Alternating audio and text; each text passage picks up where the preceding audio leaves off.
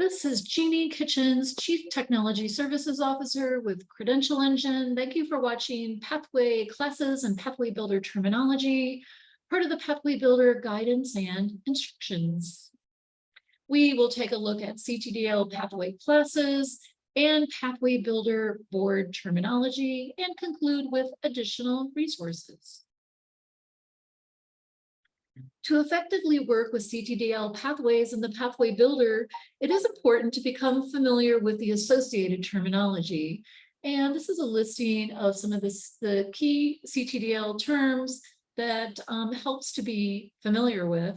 And what I'm going to do is go through a series of screens that will show you each one of these terms and directly how they relate to the Pathway Builder. A pathway is a structured set of pathway components that define points along a route toward fulfilling a goal or objective. In this case, you're looking at a screenshot from the Pathway Builder with a goal or objective of a job. And each one of these cards from the Pathway Builder board represented components, and they're all defined points along a route. You can see the arrows are moving toward the goal or objective. And in this case, our components are courses, a condition, an assessment, and a credential. Pathway components are resources that serve as defined points along that route to the destination. And these can include any of these types of components that are included with the credential transparency description language. You can use any of these components with your board. All of these, with the exception of a condition, can be a destination with your pathway. And all of these can be components as you build your pathway with the Pathway Builder. And let's take a look at what these look like in the Pathway Builder tool. So we're seeing the same list of pathway components, but this is what it looks like in the Pathway Builder. They are represented as what we call cards. And you can see here that each card has a label, such as assessment, basic, co-curricular, and so on. Each one has an icon. They are color-coded. They all have a question mark that you can click, and when you select that question mark, the card will open up and display explanatory text, and I put that text here so you can read exactly what you would see in the credential finder. And you'll also notice that the credentials are color-coded blue and conditions are color-coded orange. So when you're working in the Pathway Builder tool, these components will always look like this, will always have these labels and the color coding, and the credentials will always be blue, and conditions will always be this sort of shade of orange. So let's walk through each type of the Pathway Builder components, beginning with assessment, which could be direct, indirect, formative, or summative evaluation. In other words, a test, an exam, an assessment. A basic component is for when all of the other types of components that you can see here do not work for you. You have that basic component available to describe a component in a pathway. Co-curricular are activities, programs, informal learning experiences that supplement and complement curriculum. A competency is measurable knowledge, skills, or abilities. A course is a structured sequence of one or more learning activities that aims to develop knowledge, skills, or abilities. Credentials can be any of the numerous types of credentials supported by the CTDL that is a broad range from badges, degrees, certificates, licenses, certifications, and more. Extracurricular components are activities, programs, informal learning experiences that may be offered or provided by an education or training organization and that are connected to a curriculum. A job is a work position, employment, or occupation. Work experience is activity or training through which a person gains job experience. And conditions describe what must be done to complete a pathway component. And we're going to get more into conditions in a separate video that I would encourage you to watch about conditions and constraints. Component conditions. They describe what must be done to complete a pathway, component, or part of it.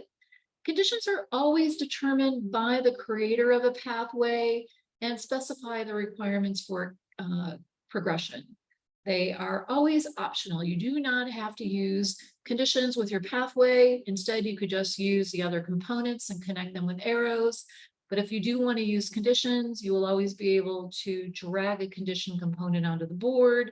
And here you're seeing a condition component here on the board. And you'll see that there is a little window that you open up by clicking the three dots here, and you can describe your condition. And in this case, you're required to have a name and a required target components and conditions. And you can see here that this is a numeric value. And the numeric value is always going to have to do with the cards to the left of that condition. And in this case, what this is saying is the condition is we have to complete course 1 and course 2. And so there are 2 courses required for this condition. So a condition is always to the right of components that have to have some kind of requirements described. A constraint identifies additional parameters for a component condition. So you can have constraints added to conditions. Constraints will always be available from that condition card. So to have a constraint, you first have to have a condition. And constraints enable you to more precisely define requirements that must be satisfied to progress through the pathway.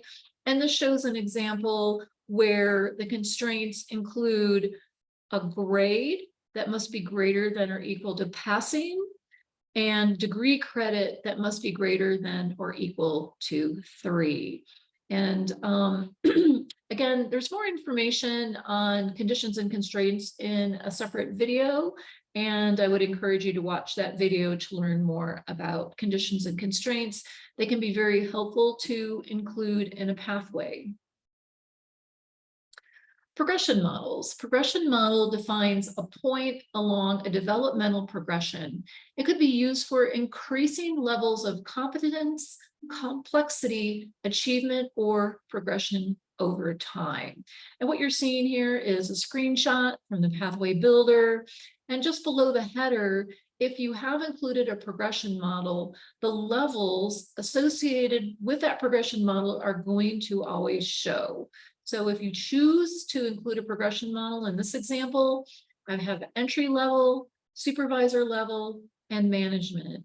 And what this does is formally define points along a developmental progression, such as increasing levels of competence, complexity, or achievement. And for example, a pathway may define a set of criteria that must be achieved while providing an array of levels denoting different degrees of accomplishment for each level. So there is an example, and there is a separate video that gets into more details about progression models and when to include a progression model. Resources. A resource is data published to the Credential Registry and used for a pathway component. Resource can include assessments, courses, credentials, jobs, and more. And the Pathway Builder provides a search to import resources published to the Credential Registry for the purpose of building a pathway. And what you're seeing here is a screenshot of the search available from the Pathway Builder, where you can search for pre-selected resources to create your pathway. Pathway Builder terminology. So when we're describing the Pathway Builder tool, its components, and the actions that you take with that Pathway Builder, we have come up with a terminology. And you can see there's a number of terms here. and there's more on the next slide here. So there are a number of terms to be familiar with, but don't worry. I think once you take a look at the board, you're going to see actually that this is pretty easy. Once you get to know the board, you'll understand each one of these terms and where to locate the components, the tools that you can work with the Pathway Builder tool. So what I'm going to do is show you screenshots of where you find each one of the Pathway Builder board tools, components, and actions. So we'll begin, and they're in alphabetical order, the same order that you saw in the two previous slides. We'll begin with approve. So approve is where you can approve your pathway to be published to the Credential Registry. The approve button is always in the header of the Pathway Builder tool. The board for the Pathway Builder tool is where you drag and drop cards. So it's your work area, and the tool is below the header. It's still below the pathway progression, and it is an area where you drag and drop cards and you connect them to a destination component. Cards are pathway components, and the cards are going to be available in your left rail. You're going to be able to drag your cards over into the board and use connectors to connect your cards. So cards are the pathway components that we went over. Conflicts. When you're building your pathway, if you leave information out, there could be conflicts that will need to be corrected, and those conflicts will queue up here under the Show Conflicts button, which is in the header, just adjacent to the Approve button. All conflicts would have to be taken care of before you can approve a pathway. Connectors. Connectors are the arrows that are used to show the progression to your goal or objective. And you can see here that there are arrows connecting each one of these pathway components. And in this example, the goal or objective is the job, and that is under the destination component column of the Pathway Builder board. Credential Registry search is always available from the Pathway Builder in the left rail, just above your selected resources and components. And you would click that to open up your modal window that you saw previously. You saw a screenshot of what that looks like. This is where you can always access searching resources in the Credential Registry. Destination. There is always a destination for your pathway. There is one component or card in a destination. It is always placed in the destination component column that will always be available on your board. And you can see here, the example is a job. Content and resource edit modal. For your cards or your pathway components, you can open them up to view them. You can open up the components to edit them, and they will always show on the right side of the board and adjacent to the right rail. And you will see a modal similar to the example you see here for a credential. And the information, of course, will be specific to the type of component that you selected. The header is the top of the board. You will always see the name of your pathway. You can click to edit your pathway details, and you will have other icons and actions over here on the right-hand side that I'm going over individually. Help. Help is available from the header. It's in the top right corner with a question mark, and you can click the help to see a listing of all the resources available, such as this video, along with a guidance and instruction documentation, Google Slides, and a playlist in YouTube. The left rail is on the left side of the board, and that is where you will always find your search for registry resources, along with selected resources that you've added to the board from your search and components.